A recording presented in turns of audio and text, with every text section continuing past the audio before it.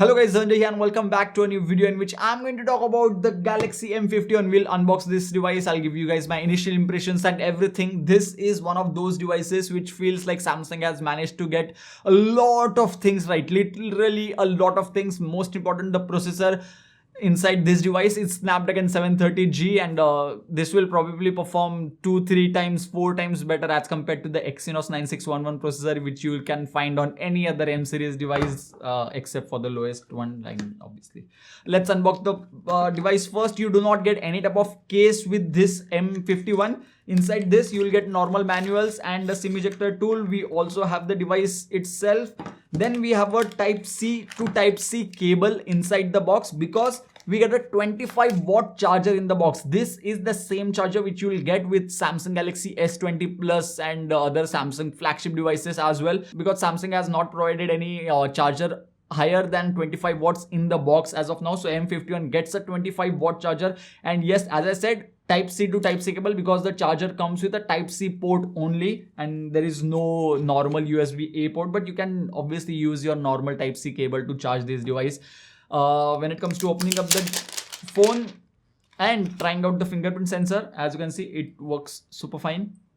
I keep my finger here and the device gets unlocked instantly. Once again, I'll keep my finger and the device gets unlocked. And if you're wondering how is the fingerprint already set up, because I have been using the device for a couple of days already and the performance is actually very good. It feels so good to use One UI 1.0 on the Samsung Galaxy M51 because it doesn't stutter as bad as Exynos 9611 processor does, because M31s at the price of 20,000 rupees with Exynos 9611 processor, I mean, you can definitely get 720G or 730G powered devices under the price tag of 20,000 rupees with other brands. But again, if you want a Samsung device only and you want a good performance, then 730G processor is definitely extremely good at it. The device feels very well optimized, and as I said, the performance is actually very good on this device. So Snapdragon 730G gets a huge thumbs up from my side. Second thing that we are going to talk about is the 7000 mAh battery, and even after having 7000 mAh battery, the device does not feel that heavy. I mean, I was expecting the device to be heavier than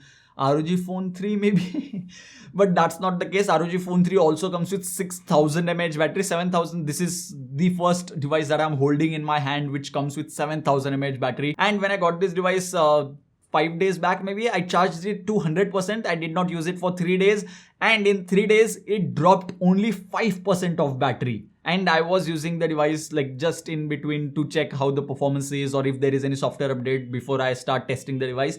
And that's pretty good battery life. And not just that, when it comes to charging the device from 0% to 100%, it will take about 2 hours or 2 hours to 10 minutes depending on where you start.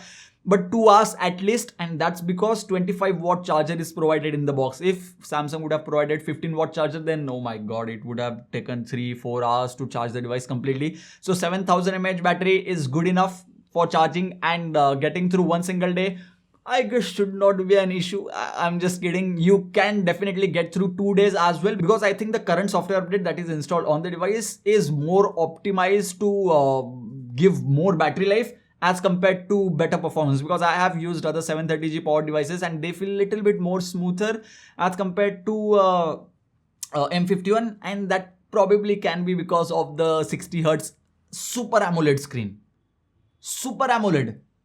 Oh my god. And this one definitely looks killer, similar to Galaxy M31s or M31. Super AMOLED screen, 7000 mAh battery, very good performance, USB Type-C port, a headphone jack, dual SIM card slot which supports VoLTE and dual 4G out of the box, and a dedicated microSD card slot as well. What? Now let's talk about the pricing. 6GB RAM variant with 128GB of internal storage, and that's the base variant, no 64GB internal storage. Great step by Samsung, and that variant will cost you 25,000 rupees. Yes, this device will start at that price. Now, if we talk about competition at the price tag of 25,000 rupees, then we have OnePlus Nord K20 Pro, Realme X2 Pro if you exchange some old device or if you get it in some offer. Then OnePlus Nord with its stock Android, Snapdragon 765G processor, 5G support out of the box, Oxygen OS, which is fantastic. Software support is extremely good over there.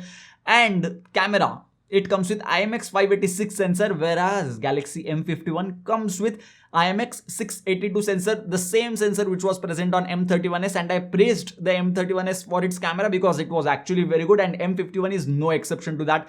Camera quality is also on point on this device. But when it comes to performance, I would say OnePlus Nord or Samsung Galaxy M51. I mean, obviously OnePlus Nord did feel more smooth and much better because Oxygen OS 765G processor is slightly more responsive as compared to 730G. That was quite obvious, and 90Hz refresh rate makes it feel even smoother.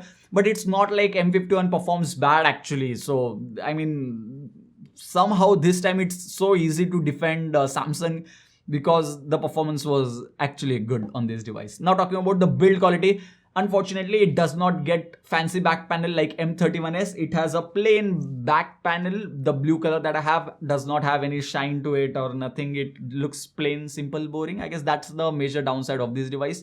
And 32 megapixel selfie camera as well. And these are some of the sample shots with the front facing camera that I clicked with this device. And I guess that's pretty much it for unboxing and my initial impressions of the Galaxy M51. Now what are my final thoughts about the competition and the pricing of this device? Obviously 25,000 rupees is on the little bit of higher side as compared to other devices like Poco M2 Pro with the Snapdragon 720G processor comes at a price tag of 14,000 rupees. Poco X2 with 730G and IMX686 sensor and higher capacity battery and 27-watt charging support and 120Hz LCD display instead of Super AMOLED is available for 17,500 rupees. So obviously there are going to be cheaper options available by some other brands, but if you are looking for a Samsung device, this feels like an easy device to recommend because of the performance and great battery life, and it doesn't feel that bulky as I was expecting it to be that bulky, but it's not actually. If you enjoyed this video, give this video a huge thumbs up. If you still have any more doubt, suggestions or queries regarding the Samsung Galaxy M51, then do let me know about that in the comment section box below. We have already made a dedicated gaming review